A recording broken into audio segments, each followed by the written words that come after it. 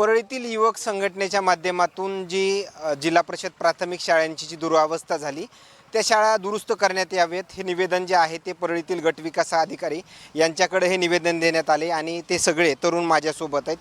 त्या पत्रामध्ये नेमकी कोणकोणती मागणी केली आणि कशा पद्धतीमध्ये दुरावस्था झाली असं तुम्हाला दिसून आलंय?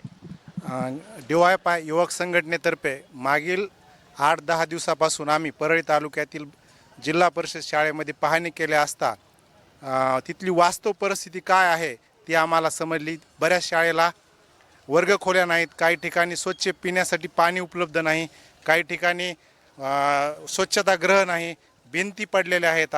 अशा खूप साऱ्या अडचणी आम्ही आज या ठिकाणी गट शिक्षण अधिकारी कार्यालय या ठिकाणी आम्ही DYFI तर्फे निवेदन दिलेलं आहे। किती शाळांना भेटी दिल्या? DYFI युवक संघटनेच्या वतीनं आम्ही एक मोहीम राबवली। स्वातंत्र्य दिनाच्या दिवसापासून 15 ऑगस्ट ते 25 ऑगस्टच्या दरम्यान आम्ही ही मोहीम एकंदरीत महाराष्ट्रभरच राबवली गेली होती आमच्या संघटनेच्या वतीनं। परंतु विशेषतः आम्ही बीड जिल्ह्यामध्ये लक्ष केंद्रित केल्यानंतर आपल्या ज्या तालुक्यामध्ये ज्या शाळा आहेत एक प्रातिनिधिक स्वरूपाच्या 10-15 शाळांना आम्ही भेटी दिल्या। आणि कोणत्या गावातल्या जवळ असं काही सांगता येईल का स्पेसिफिक? सांगतो, उदाहरणार्थ आम्ही गर्देवाडी ही शाळेला आम्ही भेट दिली पहिल्यांदा। गर्देवाडी शाळेला भेट दिल्यानंतर त्या शाळेच्या ठिकाणी एक महत्त्वाची गोष्ट अधोरेखित या ठिकाणी करणं गरजेचं आहे की ती शाळा जी आहे ती गावापासून 1-1.5 किलोमीटर अंतरावर आहे आणि ती डोंगराच्या लगत वसलेली शाळा आहे। त्या शाळेला तात्काळ कंपाऊंड वॉल होणं अत्यंत गरजेचं आहे, कारण डोंगरालगत असल्यामुळं जे काही जंगली प्राणी आहेत त्या जंगली प्राणी डायरेक्ट शाळेमध्ये येऊ शकतात। रानडुकराच्या हल्ल्यामुळे आपण बघतो शेतकऱ्यांचं कसे हाल आहेत, ते तर लहान विद्यार्थी आहेत, चिमुकले आहेत आणि मग डायरेक्ट जर असा एखादा जंगली प्राणी जर वरून डोंगरावरून आला तर त्या विद्यार्थ्याला त्याला त्रास होऊ शकतो आणि मग त्यांचं संरक्षण झालं पाहिजे। ह्याच्यासाठी तात्काळ गर्देवाडीच्या शाळेमध्ये संरक्षण भिंत झाली पाहिजे, ही आमची पहिली मागणी त्या ठिकाणी आहे। अशा बाकी लहान विद्यार्थ्यांसोबत काही संवाद वगैरे साधला का किंवा त्यांना कोणकोणत्या अडचणींना सामोरं जावं लागतंय अशी काही चर्चा का झाली का? आम्ही ज्या शाळेमध्ये गेलो काही ठिकाणी ते संडास बाथरूम आहेत, ज्या संडास बाथरूममध्ये एक पाण्याची कमतरता आहे। तिथं पाणी नसल्यामुळे ते संडास बाथरूममध्ये थोडंसं इस्कळीत म्हणजे संडास बाथरूम बंद पडलेले आहेत। त्या पाणी तिथं कायमस्वरूपी राहायला पाहिजे आणि लेकराच्या ज्या खेळण्या असतात, बारीक बारीक वस्तू असतात, ह्या खेळण्या त्या ठिकाणी लेकराला पुरविल्या पाहिजेत, झाल्या पाहिजेत अशी थोडीशी मागणी आम्ही करतो।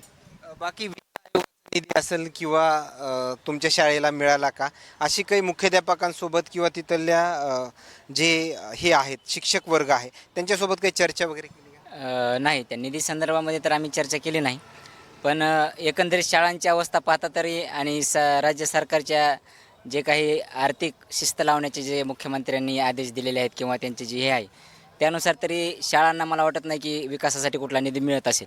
कारण आपण पाहतो शाळाच्या संदर्भामध्ये सरकारने जो काही न्यू एज्युकेशन पॉलिसीच्या अंतर्गत जो निर्णय घेतलेला आहे, शाळा संकुल नावाची जी संकल्पना त्यांनी आणलेली आहे की ज्या शाळांची पटसंख्या 20 विद्यार्थीपेक्षा कमी आहे त्या शाळा बंद करून एक पंचक्रोशीतली एक 5 किलोमीटरच्या दरम्यानच्या एखादी मोठी शाळा बघून तिथेच शाळा संकुल म्हणून त्या सगळ्या शाळा त्याच्यामध्ये म्हणजे कन्वर्ट करायच्या, अशा प्रकारची जी संकल्पना आहे। म्हणून मला निधी बाबतीमध्ये आमची चर्चा झाली नाही, पण तुम्हाला जसं मी सांगितलं की एकंदरीत शाळांच्या अवस्थेवरून तरी असं वाटतं की नक्कीच शासनाने शाळांकडे पूर्णपणे दुर्लक्ष केलेलं आहे। कारण त्यांना कुठेतरी ग्रामीण भागातले विद्यार्थी असतील किंवा श्रमिकांचे विद्यार्थी असतील हे शिकले नाही पाहिजेत आणि ते जातीय धार्मिक गुलाम झाले पाहिजेत, अशा प्रकारची व्यवस्था एकंदरीत सरकारची दिसते। आता इथल्या प्रशासनाने पंचायत समितीच्या प्रशासनानं काही आश्वासन वगैरे दिलं का? आम्ही आज रीतसर आपल्या तालुक्यातल्या शाळांची अवस्था त्यांच्यापुढे मांडलेली आहे। शाळांच्या वर्गखोल्या असतील, शाळेमधल्या शैक्षणिक दर्जाच्या संदर्भामध्ये असेल, त्या शाळेच्या संरक्षण भिंतीचा प्रश्न असेल, त्याबरोबरच शाळेमध्ये छोटी छोटी ग्रंथालयांची उपलब्धता झाली पाहिजे, विज्ञानांचे छोटे छोटे प्रयोग शाळेमध्ये करता आले पाहिजेत, त्याबरोबरच संगणकाची अतिशय दुरावस्था आहे। आपल्या भागाधिकारी होते, त्यांच्याशी चर्चा केली, त्यांनी सकारात्मक पद्धतीनं आमच्या मागण्या ऐकून घेतलेल्या आहेत आणि तात्काळ या संदर्भामध्ये हे आमचे निवेदन इनवोट करून त्यांनी घेतलेलं आहे। त्यांच्या स्वतःच्या वैयक्तिक टिपणामध्ये पण त्यांनी टिपण घेतलेली आहे। मग हे वित्त आयोगाचा निधी जो आहे नेमकं कुठं जातोय असं तुम्हाला तुमच्यासमोर काय प्रश्न उपस्थित राहतो? या संदर्भात पण मी त्यांना अधोरेखित करण्याचा प्रयत्न केला किंवा हे वित्त आयोगाचा जो निधी आहे तो ज्या पद्धतीनं ताकदीनं त्या शाळांवरती खर्च झाला पाहिजे.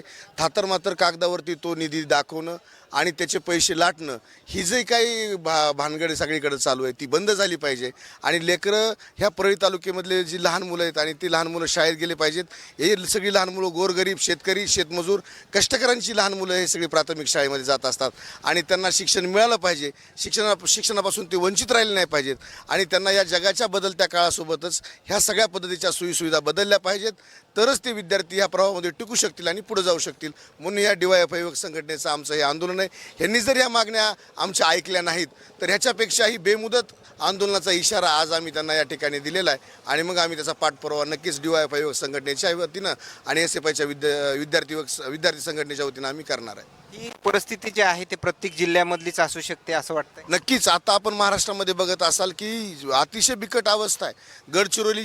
गडचिरोलीला एक आश्रमशाळा आपण बघितली की त्या ठिकाणी 3 विद्यार्थ्यांना सर्पदंश झाला आणि त्या ठिकाणी ते तिन्ही लहान बालकं मेलेले आहेत. अशी दुरावस्था आपल्या राज्यामध्ये. ओके, धन्यवाद. या ठिकाणी पाहिलं गेलं तर येत असलेल्या प्रतिक्रिया मात्र काय सांगून जातात हे नक्कीच समजलं असेल. सध्या पाहिलं गेलं तर सोशल मीडियावरती वेगवेगळ्या बातम्या आपण पाहतोय, मात्र मुख्य प्रश्नाकडे जे आहे ते प्रशासनाचं आणि स्थानिक यंत्रणेचं दुर्लक्ष होतं आहे का, या प्रतिक्रियावरून आपल्याला चांगलंच दिसून येते. आणखीन काही नवीन अपडेट्स मिळतील का हेही पाहणं तेवढंच महत्त्वाचं ठरणार आहे. कॅमेरामॅनसोबत सूरज मीडिया, बीड, परळी.